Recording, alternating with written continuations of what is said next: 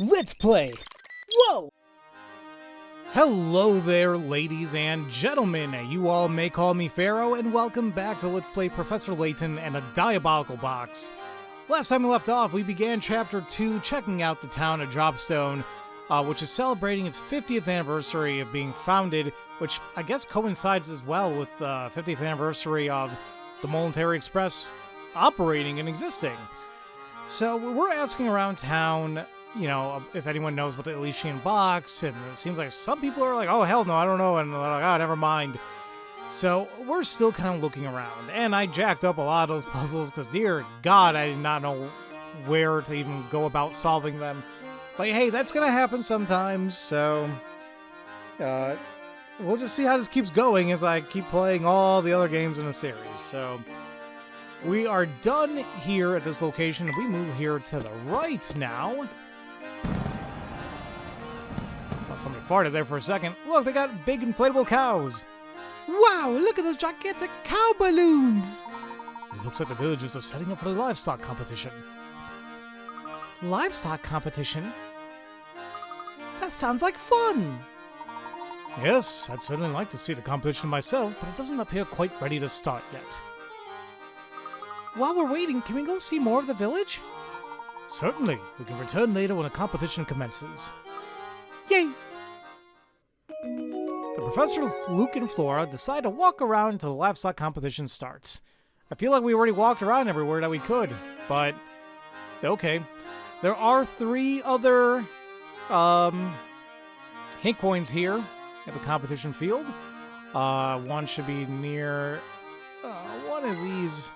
There we go, like one of the stakes in the fence here, so over here. One of them, the other one should be the flag to the left.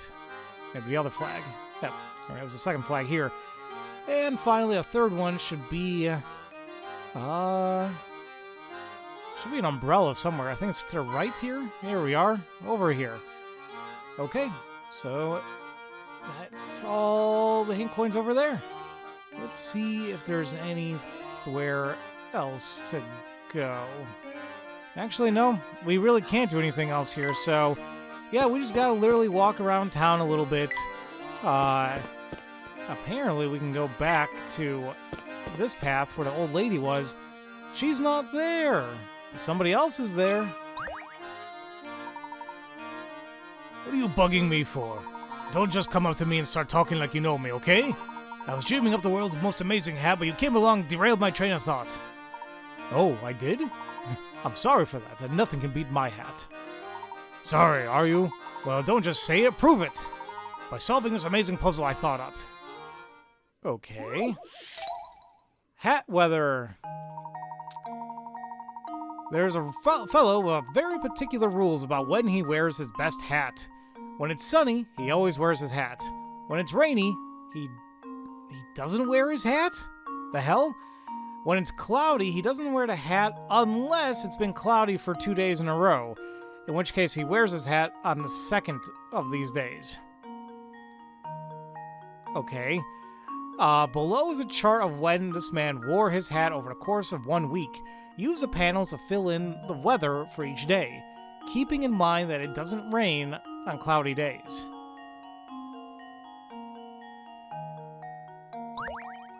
So, he doesn't wear his hat on cloudy days. He also... Well, no, it's not that.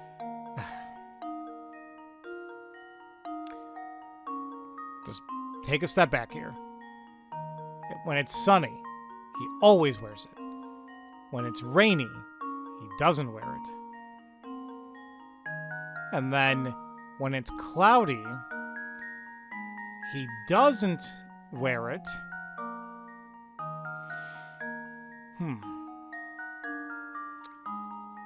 He doesn't wear it unless it's been cloudy for 2 days in a row, in which case he wears his hat on the second of these days. So, for example, they give us one here, but it's kind of odd because he's not wearing it like, this Tuesday one is there. That's a cloudy day. But it's stating that he's not wearing his hat. Which you would think, like, oh, okay, that must mean it's the first day it's cloudy. But it's also cloudy. Excuse me, he's also not wearing his hat here, which doesn't coincide with putting it here. So what I think is happening. Obviously, but we only have.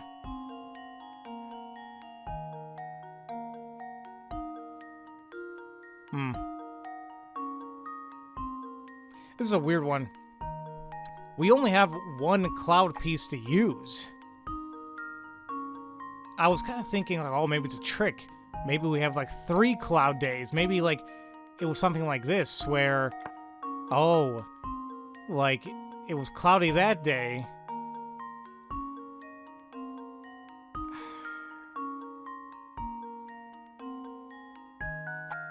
Man, like, I thought I had something going on there, but I still don't know if I'm kind of thinking about it correctly.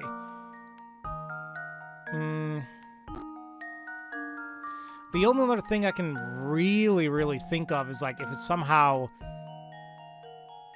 like, lapsed, into the, how do I put it? Like, it lapsed to Saturday to Sunday.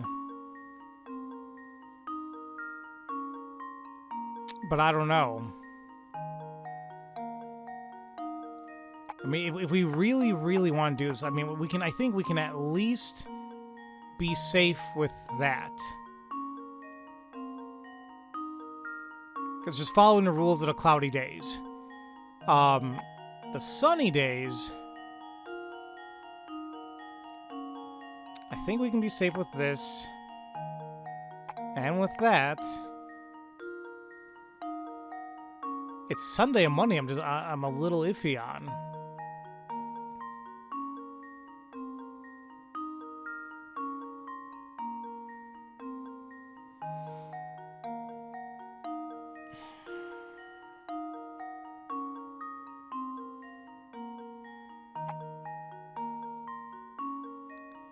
I just don't know. Like, if I had to take a guess, but I hate taking guesses here, but it's the only thing I can think of is, like, it somehow lapsed where it was kind of sunny, like, on Saturday, then it became cloudy, but then it was cloudy again on Sunday, so then he had to wear it, but I don't know, because now we're just kind of making an assumption.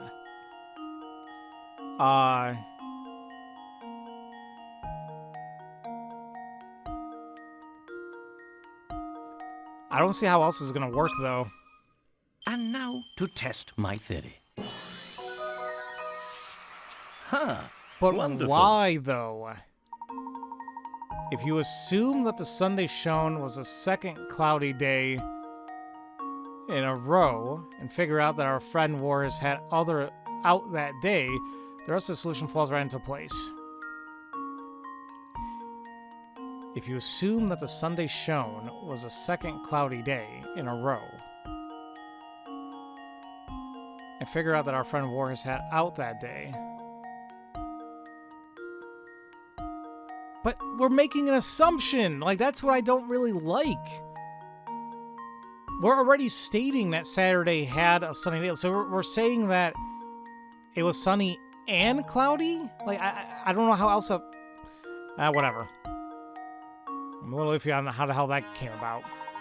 Oh, so that's how it works. Okay, since you solved that for me, you're back on my good side. Besides, it would be stupid for the 2 best jesters here to fight. Sure.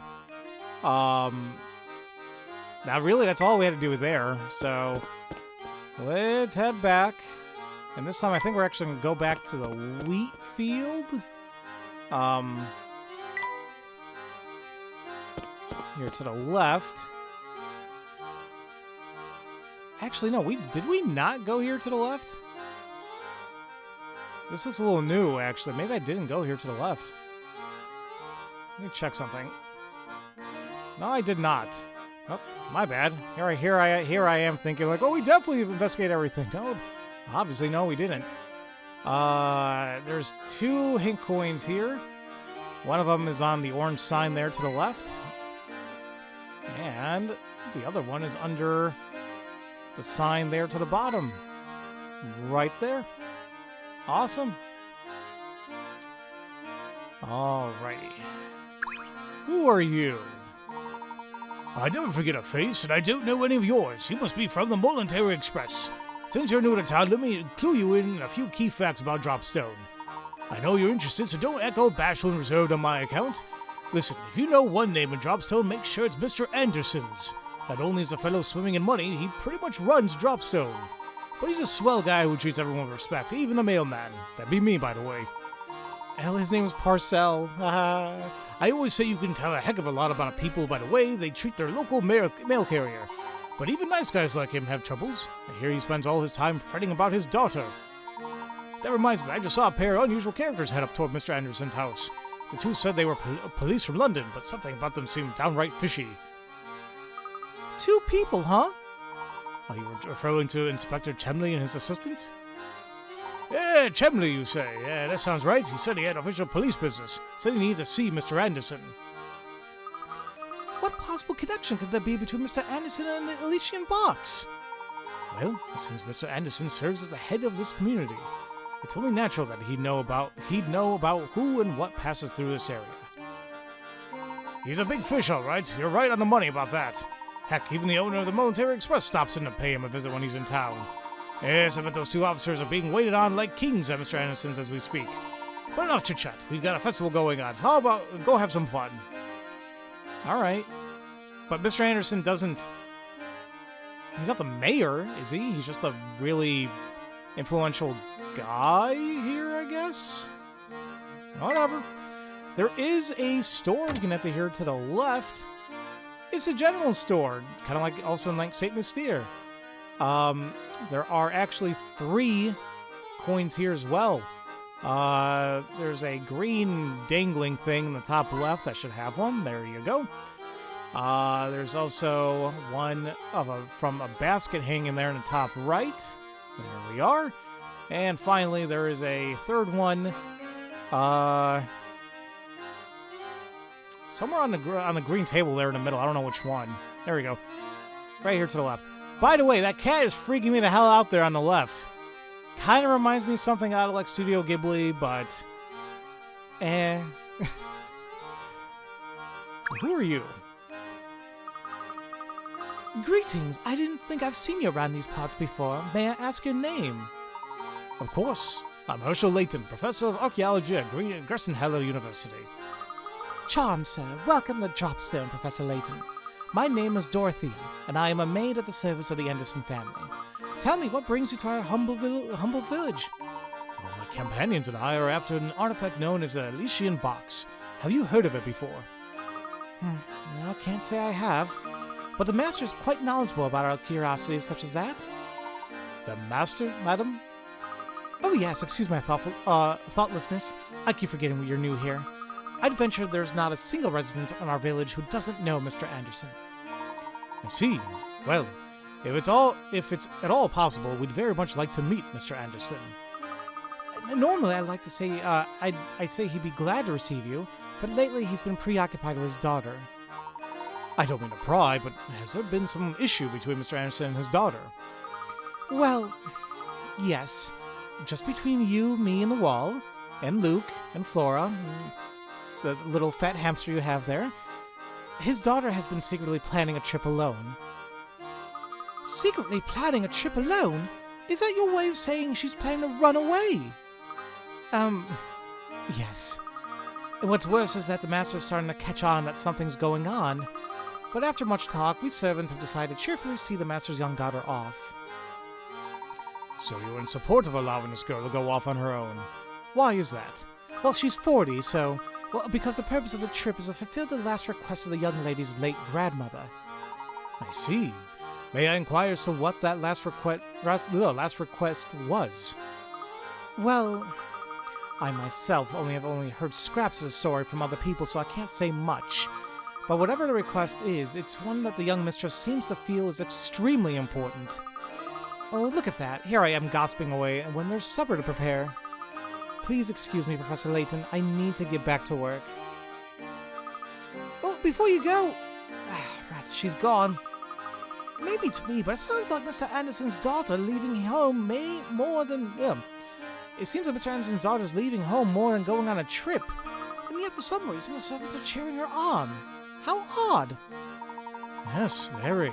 And think about the consequences of it should Mr. Anderson find out what's been going on. The servants must have a truly solid reason if they're resolved to keep a secret like this. What could it possibly be? I'm getting that feeling Dropstone isn't as ordinary as it looks. You're not the only one, Luke. But enough speculation. Let's go explore more of the village. Okay, Professor. But before we do so, remember that creepy cat I was telling you about? It's a puzzle, apparently. This cat sculpture, it certainly is expressive. Yep, he's a cute one. Oh, if you like cats, Professor, have I got a puzzle for you? Because apparently Luke is very good with animals. Flipped cats. Oh, didn't we have something like this already? One of the three color pictures, A, B, and C, is the same picture as the black and white one displayed on the far left. Can you find which one? The only difference is the picture on the far left has had its content flipped left to right and its colors inverted and changed to black and white. So, yeah, this is exactly what we did before. This one might be a teeny bit more difficult. It's not C, that's for damn sure. And why I say that is because that middle portion, the kind of like, I can do a memo, like it's a little like this here, is definitely a lot shorter compared to these. And that is also what's showing here on the far left image. So it's definitely not C. Right now it's more so trying to find something that falls in line or some other like point of interest between A and B that might look a little different.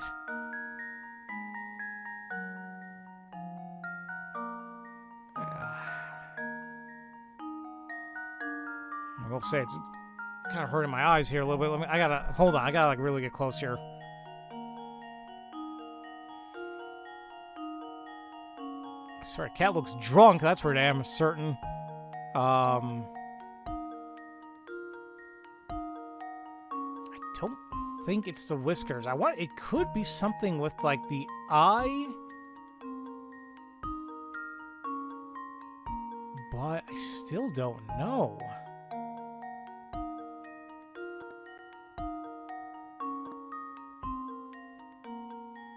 Oh, wait. It is the eyes. Not the eyes, excuse me. It's the eyebrow. See, the other, that, what was it? A picture of flowers, I think. That one had like a small little dot. That was different between the two. Here, if you take a look at the right eyebrow here, you may not see it clearly here, but let me go back. You'll see that on B, it's a little elongated compared to A. And if you look at the left side picture, that has a very elongated eyebrow.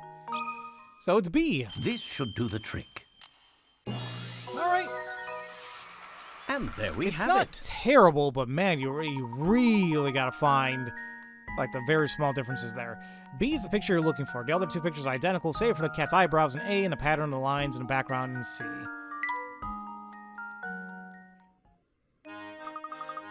You always make it look so easy.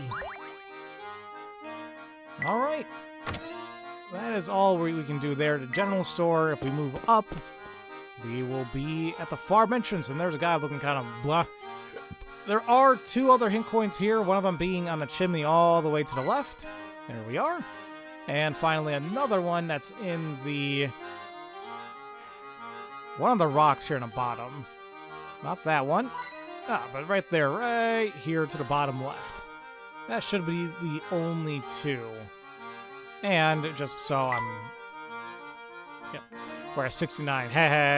Nice. No, but we are on track with all the hit points so far. And just closing out the journal entries so we don't have to see that. All right. Who are you, good sir? Me? I'm a world traveler, but I'm stuck here until I can score a ticket on the Molentary Express. I was hoping for a freebie, so I told Beluga one of my puzzles to break the ice. Unfortunately for me, he got all hot on the collar when he couldn't solve it. Yeah, maybe you'll have better luck with it. Oh, great. Why does everybody love puzzles all of a sudden? We're not even in St. Mystere. What's happening? Baggage claim. Oh, fudge me. Okay. Yeah, I can imagine why Beluga will get mad here. What rotten luck. Yeah, you're telling me. While trying to pick up your luggage, you find that your bag is at the very back of the pile. The baggage porter unloading the luggage claims the boxes in the hold have prevented him from unloading your bag. Use your wits to move all the boxes out of the way and reclaim your luggage. Alright, so...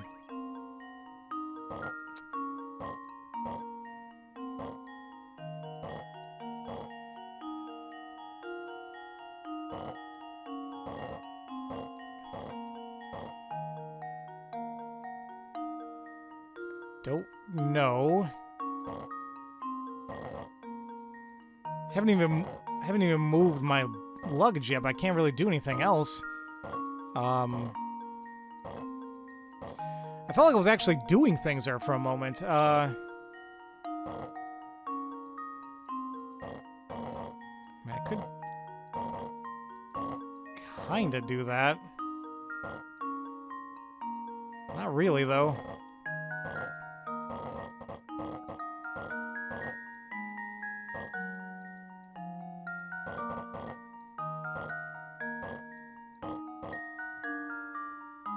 Oh!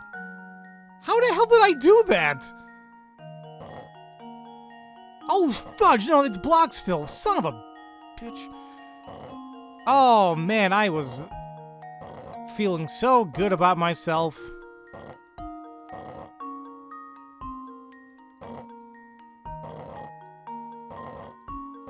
No way, I got it. Yeah! Okay. Consider I probably this didn't do puzzle it, solved. like, in the shortest amount of moves, but I did it. I'm actually really happy about Wonderful. myself now. Be sure to show the baggage porter how you did it so the next time he can get your luggage for you. You're a pretty clever bunch, aren't you? With folks like you around, we might actually solve the mystery of the Molentary Express. People say that the train occasionally makes a stop at Phantom Town around found on no map. Could just be a wild rumor, though. Who knows? An unplotted town? Wow, I wonder if that's true. Probably not, but we'll see. There is another hidden puzzle. If we take a look at the field there on the left. What a cute little farm. Yes, the weather's so nice that even the animals grazing the field seem to be in a good mood. This seems like the perfect time for a short puzzle. See if you can solve this one. He says short, but we'll see about that. Moving day. Don't give me another sliding one. Oh, God, but it's more like one of these with the times. Alright, here we go. You have 4 horses, all of which travel at different speeds. In traveling from point A to point B, these horses take 1, 2, 4, and 6 hours, respectively. I'm just noticing the images of the horse. Like, I think I'm more so, reminiscing with the horse C there. Kind of chunky. I feel bad for horse 6, though. Damn it, horse D. Or 4, whatever. One day, you decide to move all your horses from point A to point B. However, you can only move a maximum 2 horses at a time, and you need to ride a horse back to point A each time you return to move your other horses. Knowing you can only move as fast as the slowest horse you're traveling with, what's the fewest number of hours it will take to complete your move?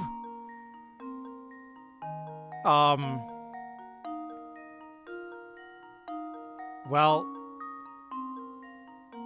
at the very least, we need to account for the 6 hours, and also even the 4 hours. Wouldn't it be 10? I mean, those are our 2 slowest horses. If we took the... Well, hold on a minute.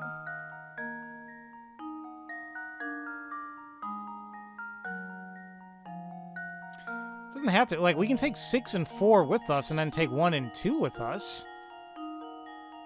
Although, I guess it's the whole idea of going back to A.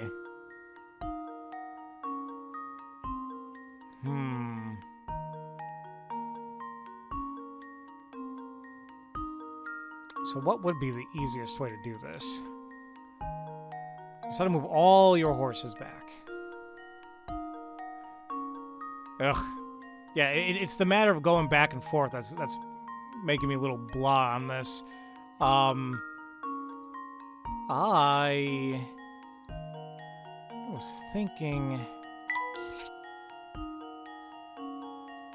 we take like a slow one and a fast one.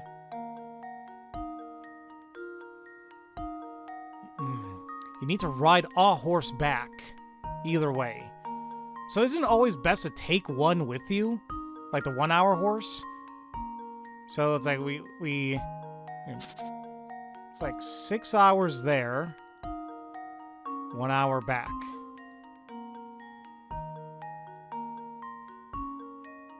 And then we take the 4 horse there, 1 hour back. 2 horse. Well, it'll be a 2 and 1.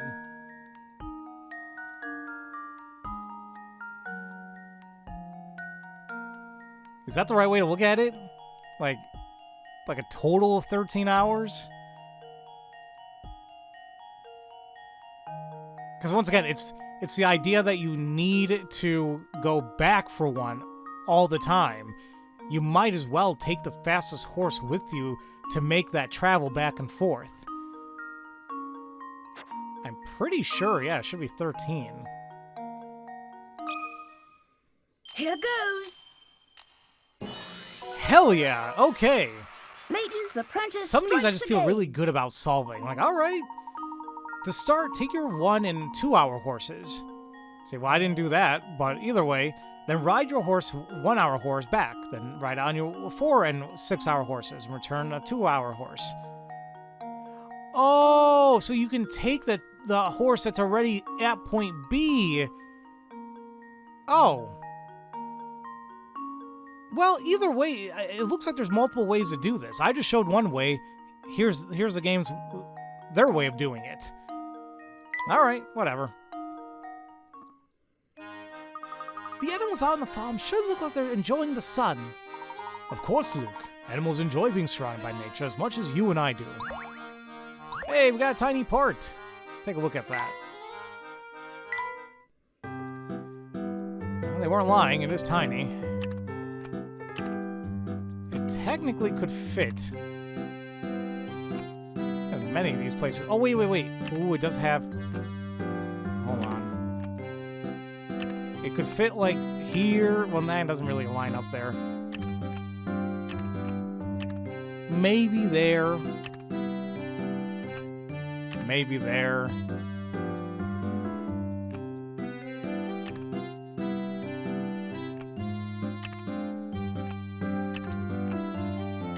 I mean, quite frankly, it could be there too. It could be many places, even if I do this. I mean, it technically could fit there, but I'm not really sure if it would go there. So, this one's another little weird piece, but let's just leave it there for now. I have a feeling I'm gonna have to, like, disassemble this thing entirely and come back to it. Alright. So that is all that's here at the farm entrance. If we move here to the right. Wowee! Look at the size of that mansion! I bet you could get lost in there. It is impressive, to say the least. I'm sure that massive manor belongs to Mr. Anderson. So that's what that's where Inspector Chemley and his assistant went, right? I'd like to see this place myself. Can we take a look? No, for now I think our best course of action is to gather what information we can in the village. Besides, I imagine Andersons have their hands full with the 2 guests they currently have. Probably. Well, he looks interesting. So we're here at Dropstone Pond. And apparently the last 3 hint coins of this chapter are located here. One's right here in the middle of the lake. I wouldn't really say middle, but okay, over there. The second one is by one of the tree trunk bases. There we are, so over there. And the last one is on the chimney of the shed. There we go. So we don't have to worry about hint coins for the remainder of this particular chapter. Nice. So let's go ahead and talk to you. Ugh. Ugh. Phew. That should do it. Good afternoon. What are you doing there, sir? Me? Oh, I'm just doing a little fishing in this here lake. Sounds like a lot of work. Have you had much luck? Actually, that's a good question. Now that I think about it, how many have I managed to catch today? And somehow that just turned into a puzzle, because why the fudge not? Fishing net. Oh, this better not be the friggin', like, pull the rope taut and see how many you catch. Ugh. You've cast a large net in the pond to catch some fish. Every part of the net is in the water except for two ends, which you're holding in your hands as shown below. The pond surface is small, but it's actually wider underwater, so parts of your sunken net aren't visible from the surface. Assuming that there are no tears in the net, and its rim is constructed of a single length of rope that ends on the shore, how many of the fish visible in the pond will you snare when you pull the net back up?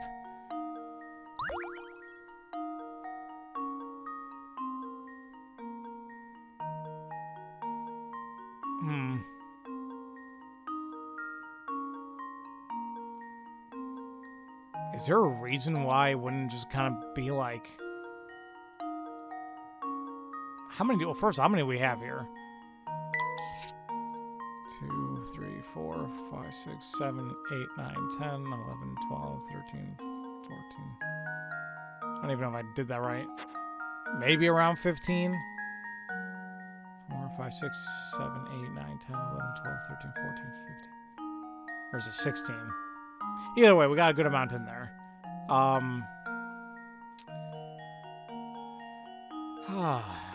So we're holding the two ends, right? Every part of the net is in the water except for the two ends, which you're holding. Surface is small, but it's actually wider underwater. Parts of the sunken net aren't visible. Assuming that there are no tears and that its rim is constructed of a single length of rope that ends on the shore. How many of the fish visible in the pond will you snare when you pull the net back up? Yeah, this is exactly like the, I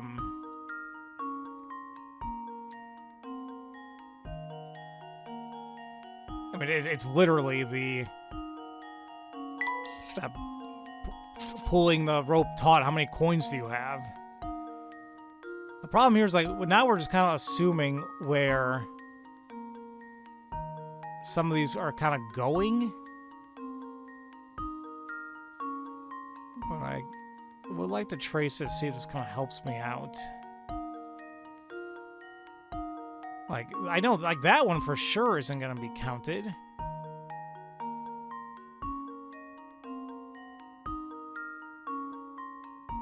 Or these two.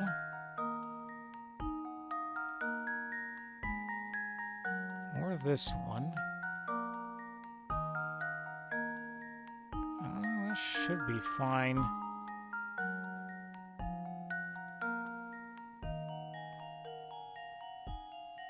I'm a little bit iffy about this, though. I don't think these two are going to be caught. Or this one. Okay.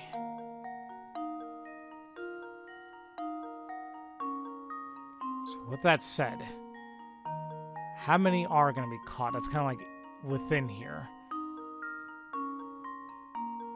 Got one.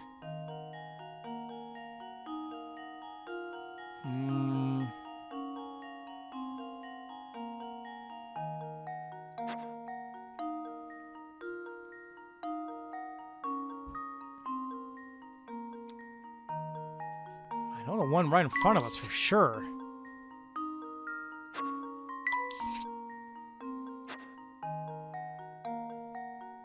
I'd like to think these two as well. So we have 3 so far. And I believe that one. And that one, so that's we're at 5.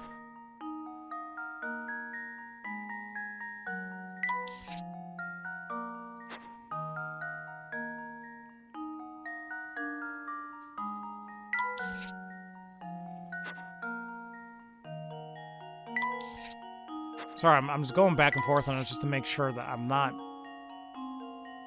missing anything.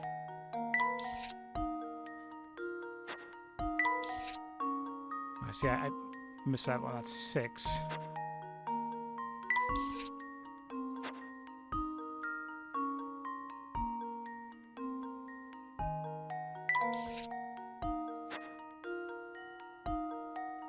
I can't tell if there is one in the very top left or not.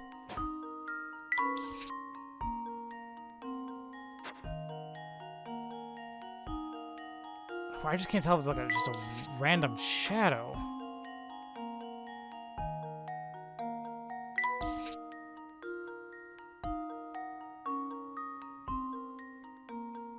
And I'm seeing, I think I'm counting 6.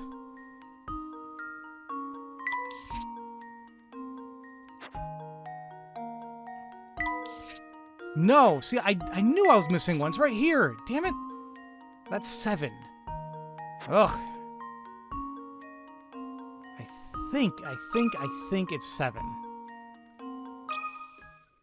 Here goes. Okay. Piece of cake. That one was a lot better compared to that other one in Curious Village. To solve this puzzle, you need to imagine how the unseen parts of the net connect, which should look something like the illustration above. Yeah, 'cause we're making a little bit of assumptions there, but okay. As you can see, the net will catch a total of 7 fish. Woohoo! What a haul! Tonight I feast like a king! Good for you, buddy.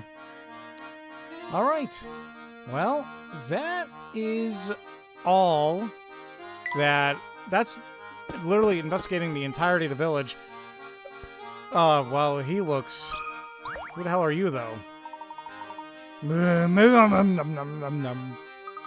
Professor, I think this fellow here fell asleep standing up.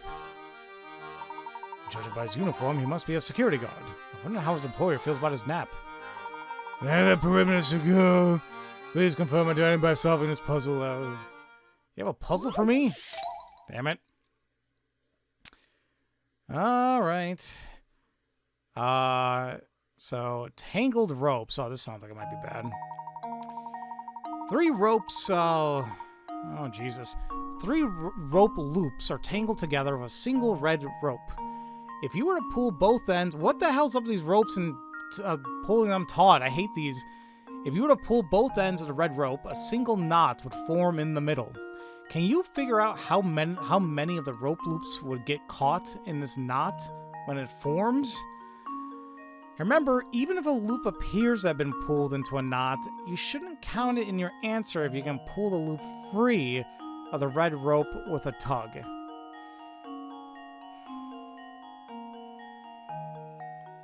I don't like this. I despise these. It would be a lot easier if I could, like, oh, I don't know, actually have a bunch of rope that I can test this out with. Obviously, it's not the case here, but, I mean, at the very minimum,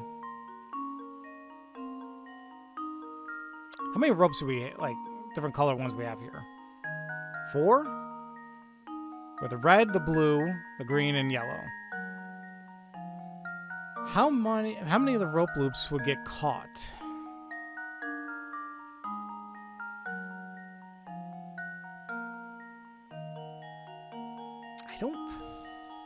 It's not blue.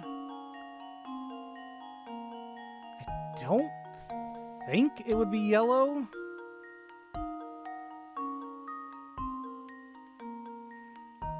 The green one's kind of throwing me off, though. Because it seems like it's right in the middle of it. But what throws me off is that, remember, if a loop appears to have been pulled into the knot, you shouldn't count it in your answer if you can pull the loop free of the red rope with a tug. That's what always kind of gets me.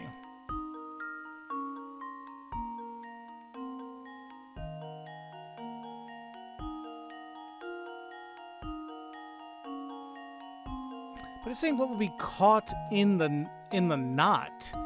That's the thing. I don't, like, would any of them really get caught in the knot? Or would they just be kind of like tied around the actual rope? That one, that's what's kind of getting me a little bit confused.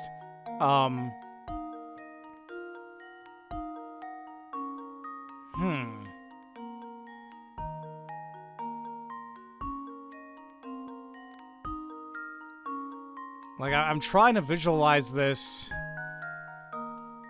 but that's really kind of what I'm coming about here, is like, if we pull that rope, it's definitely not the blue. It's that green and yellow one I'm a little iffy on.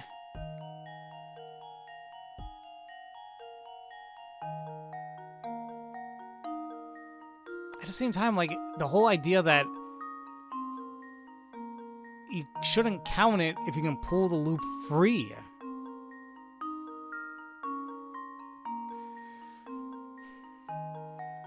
This one might be a mulligan, I'm not really sure, but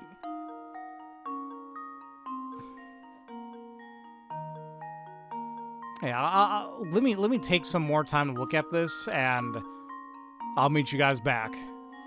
Yeah, no, this one I just looked up because I wanted to be absolutely certain, because I was going back and forth between that green and yellow one. I was like, maybe one of them can get caught. But in actuality, it's a big old fat 0 of them get caught. This should do the trick. As to why? Let's see. And there we have it. Good thinking. Not a single loop will become truly entangled in a knot that forms. When you pull the red rope and form a knot, one loop will fall away, and the other 2 will hang from the red rope free of the knot. See, I wasn't even... Okay. I kept saying the blue one looked like it was going to be, like, completely out of the way, but it's actually the yellow one. The green and blue are the ones that, like, will be kind of around it, but won't get caught in the knot. Yeah, that one, ugh, I hate that. Correct answer confirmed. Well done, sir. He must be some kind of mad puzzle genius to be able to talk about them in his sleep. Nom nom nom nom nom.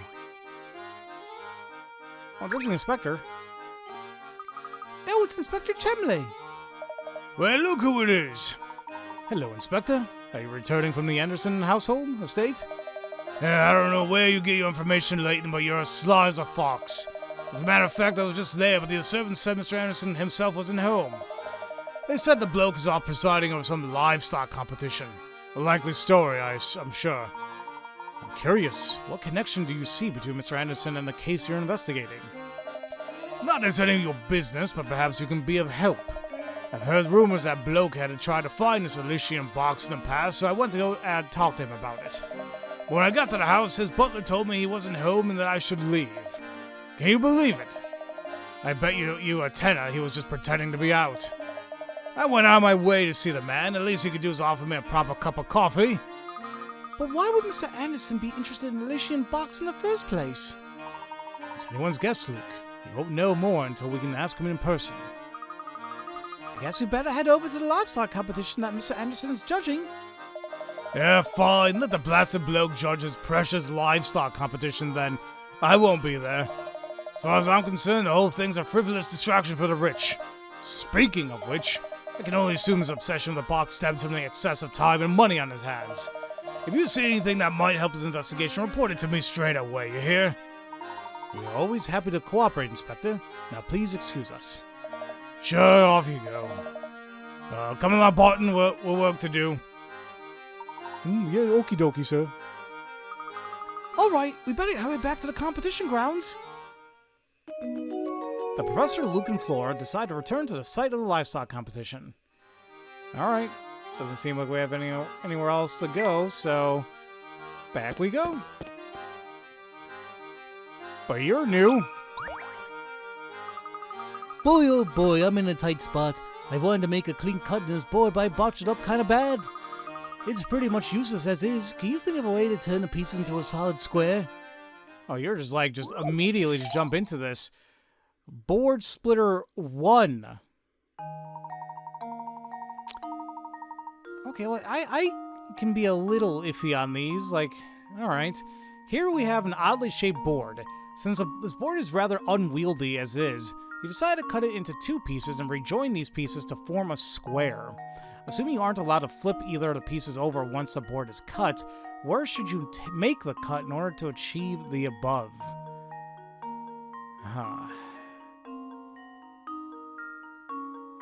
So we want to make it a square.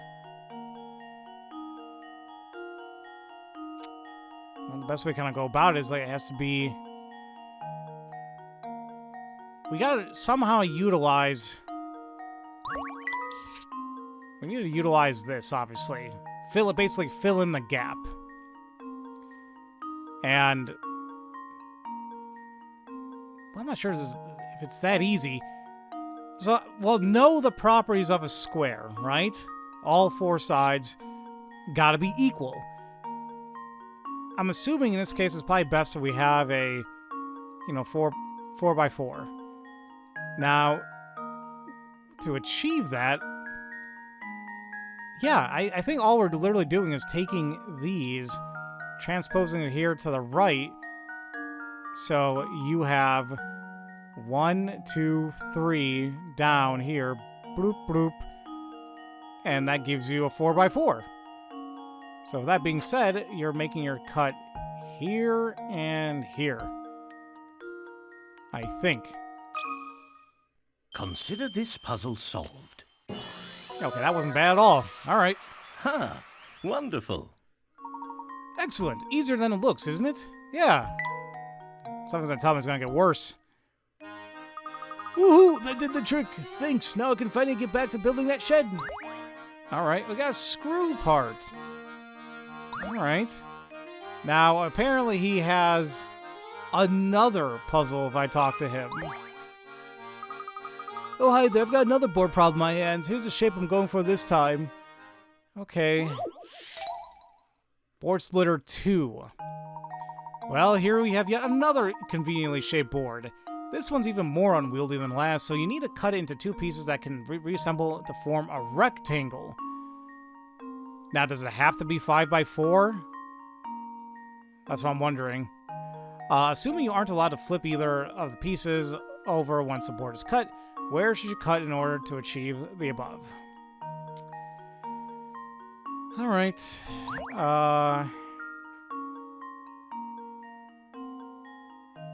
Trying to...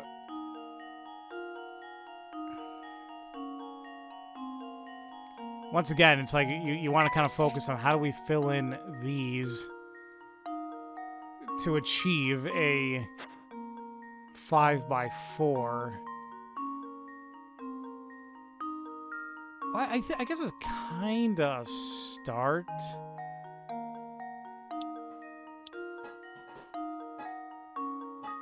Although,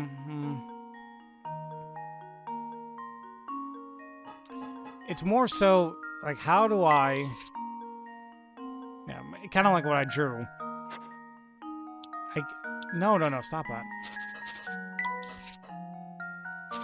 Oh, like I want to fill that in. So we need a piece that can kind of do that. Which I guess would kind of be like that, right?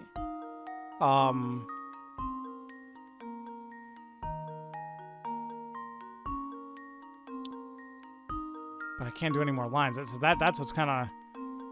That's what's a little iffy. If I was able to do that, it'd be great, but... Like, if I cut it here, and the other side... Like, up here... How do I...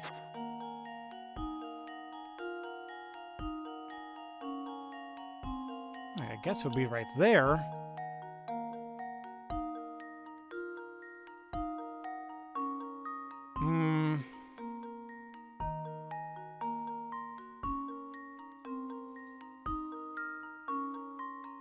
But I'm left with so much. Like, that's what's making me a little iffy about this. But if I cut it like that... Hold on. If I cut it like that, I am gonna have the 4.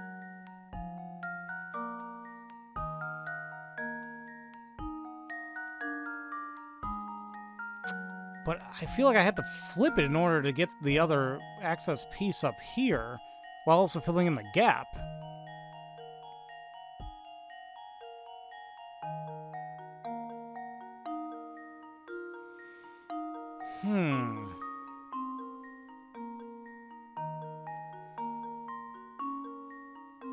Unless...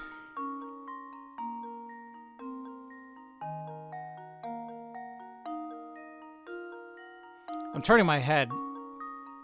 That'll be way too damn much even if I cut it. I'm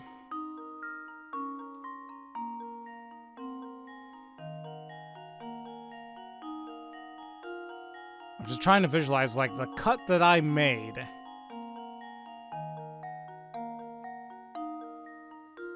See, that had to be... No, wait a minute. No. Yeah, wait a minute. I think this would work. So I made the cut, like, right... We'll just say right here, right?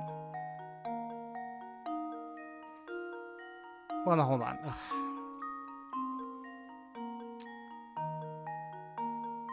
If we leave this alone... Okay. But we take the cut... I think you would be able to fit it in here long ways, and then that'll give you that 5 that we're missing right here. I think I cut it right. And now to test my theory. Okay. Huh. Wonderful. It wasn't as bad as I thought. It was just harder to visualize. Now, I wouldn't say it was pretty fun, but okay. Really something else. Something amazing. I thought I had to scrap this board, but now I can use it to build my shed. And we also have a battery component as well. So we have a screw and a battery. Let's go ahead and take a look at those. Oh boy, I am really running out of space. This battery's huge.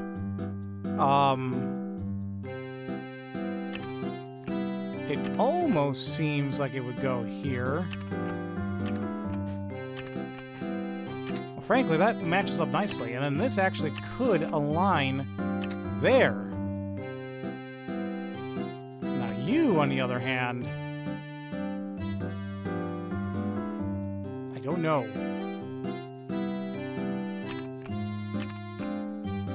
That's not gonna be... I'm not gonna be happy with that. Like, I was thinking maybe there? Frankly, oops. I could be quite wrong about some of these, but...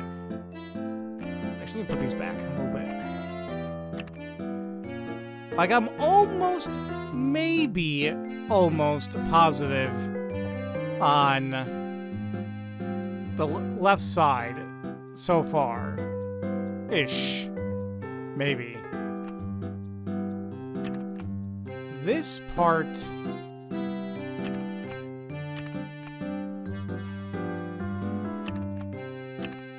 don't know. Like, I was thinking with this, like, maybe can connect there, that it fits nicely. I don't know. I kind of wish we can recall what some of these parts were called.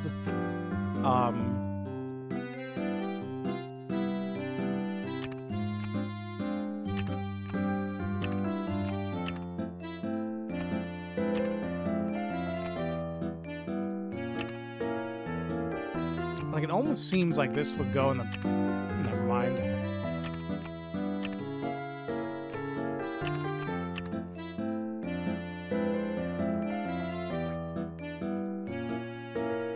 Unless... Nope.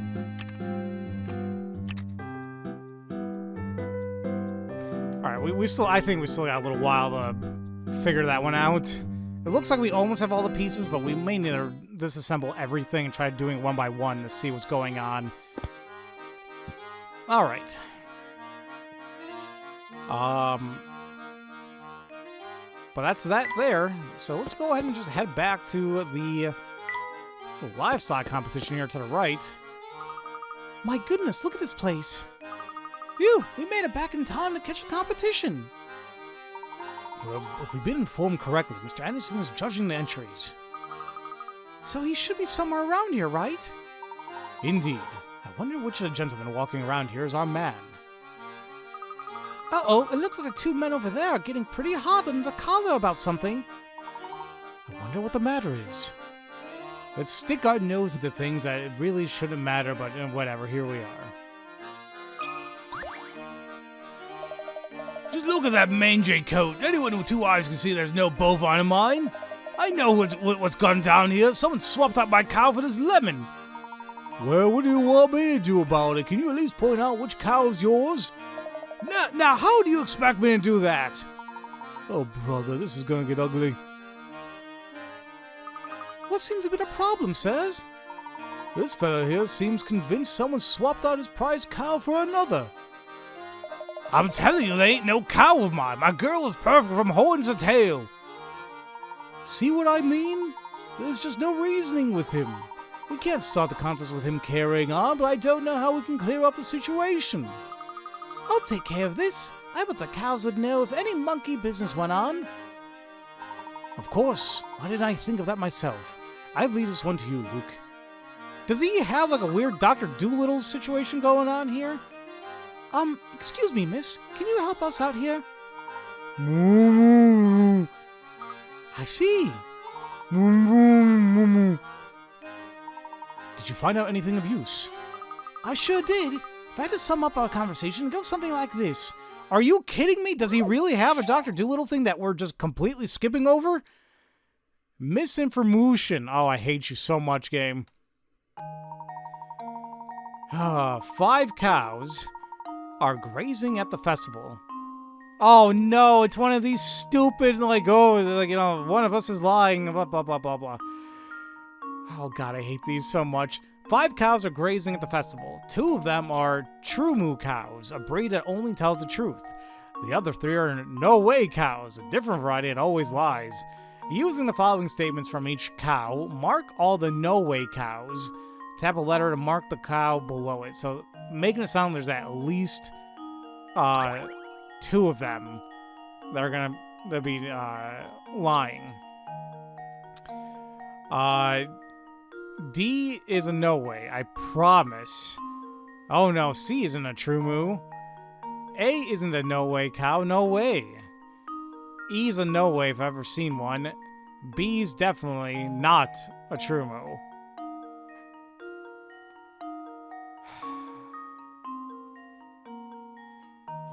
Like, I really need to sit down with these types of puzzles and the logic and just... Because I do get flustered and I do get like a little like, when I see them, that I do tend to not really think logically about it. So...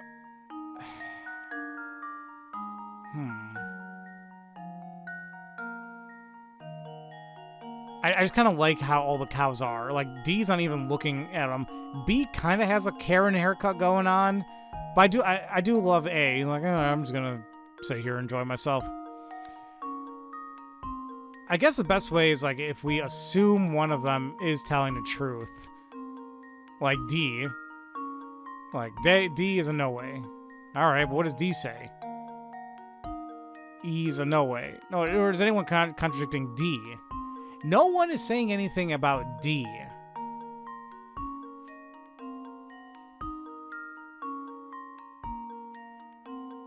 Actually, what the freaking hell am I talking about? Yeah, the first one, A is talking about D. I'm an idiot. They're all talking about each other. A is talking about D, B is talking about C, C is talking about A, D is talking about E, E is talking about B. God, I'm dumb. All right. I guess a whole nother thing is like assuming that one of them is a certain type. So, once again, if we say A would be the one that tells the truth, or true moo, whatever, then we're claiming that D is one that tells a lie. And if D is saying E's a no way, then that means he's lying about that. Making E be true, but then E is saying B is definitely not one. Not a true moo, so that means B could be lying. And if B is lying, that C isn't a true moo. That would make them one.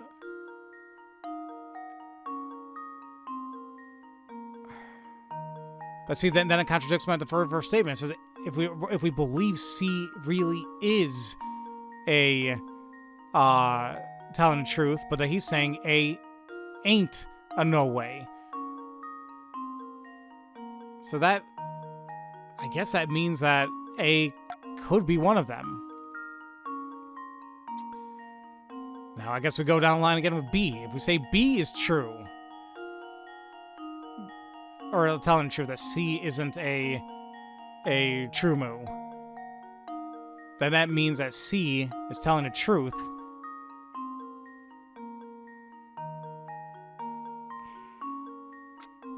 But that then contradicts what I just pointed out, that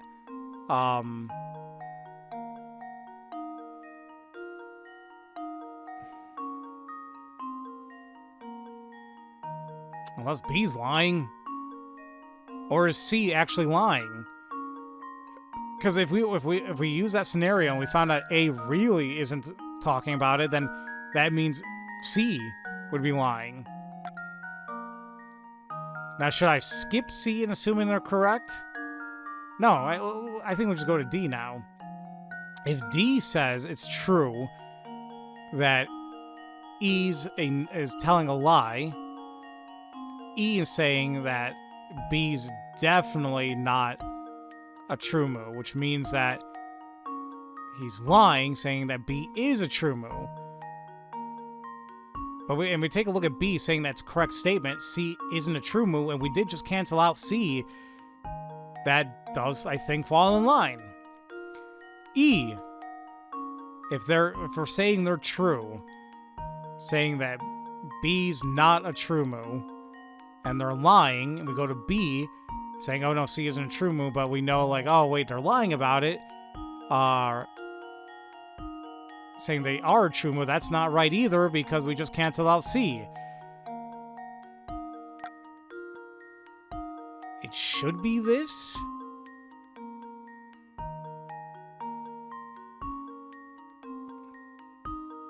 I think? God, I hope that this will be amazing if I got it right, because I really despise these. Just leave it to me. There you go! Alright! That was almost too easy. I gotta have more faith in myself, damn it! Cows A, C, and E are no ways. If you assume each cow to be a no way or a true moo and run through each of the cow statements, you'll eventually realize all statements are true when cows A, C, and E are assumed to be no ways. Okay. The way I kind of went about it is like, let's just assume they're all telling the truth. Wait, I guess we can go the other way too, but okay, like that one? That one seemed to be okay. My God, sir, your face. Are you okay? I don't think your lips should be that far up. It looks like these two ladies swapped places while waiting for the competition to start. Things should be all sorted out now, though. Oh, you betcha. Look at that build, that lustrous coat, that soulful gaze. That's my cow, no doubt. So everything's okay by you? Better than okay, kid. With my darling back, I'm a shoo-in for that blue ribbon. Thanks. Wow, Luke, you sure have a way with animals. Aw, it's nothing really. Look over here, you two. We're about to announce the winner. And the winner of this year's Dropstone Dairy Crown is... If I was an asshole, I would end the video right here. Oscar! Oscar show-stopping milk maven Moo Tilda. Wasn't that one of the cows in The Simpsons that could make ice cream? Hold on now, you mean to tell me my sweet Mara Moo didn't take the first place? Too bad you swapped your cow back, Clapper. If you kept quiet, you'd be the winner, eh? I was robbed! The competition must have been rigged! Rigged, I tell you! To think he went through all that trouble to get his cow back, and then ended up losing because of it. Yes, I suppose it goes to show that things in life don't always go as planned. Right you are, Professor. Say, shouldn't Mr. Anderson be around here now? It's going to take some effort to find him in a crowd this dense. Let's look around a bit. All right. Well, where am I in terms of time? I think I am a little over an hour. And I am getting a little bit of a headache. Well, no, I gotta eat. But like dinner's almost finished up, so yeah, I think I'll just go ahead and call it a video for now. And next time we will continue looking around for what's his face, Mr. Anderson. Hopefully find something to go on here. I'm not really sure where we are in terms of progress. I mean, we see up there, we already solved 46 puzzles, and I forgot what I mentioned in the very beginning of this Let's Play, like how many puzzles there are in the game in total. And this is also including, because there was 130 puzzles, yes, 130? 135? It was like it was either 130, 135 puzzles in Curious Village, and I want to say there's like 150 or so here. But we also got to remember, like, a majority of those are coming from, not majority, but like a lot of them are coming from those bonus puzzles. And I think if we follow along what happened in Curious Village, there was 15 bonus puzzles.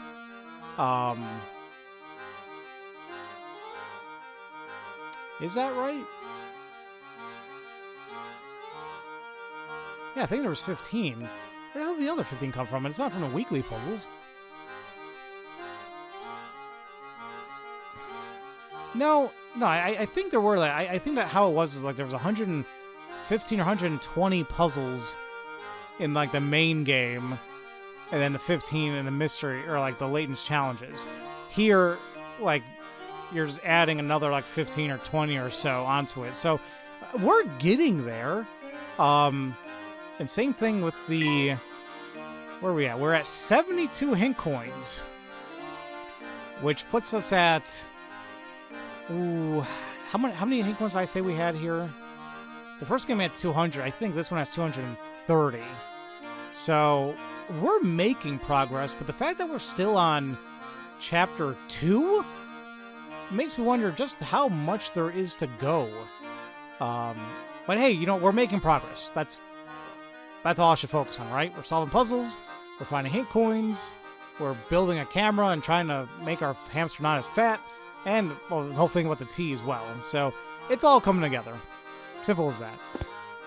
But yeah, next time we will, well, like I said, continue looking around the competition, see if we can find Mr. Anderson, and take things from there. So, as usual, thank you all so much for watching, and I will see you all next time for Let's Play Professor Layton and the Diabolical Box. Love you all so much, and don't forget to spread that love around. Have a great day, everybody.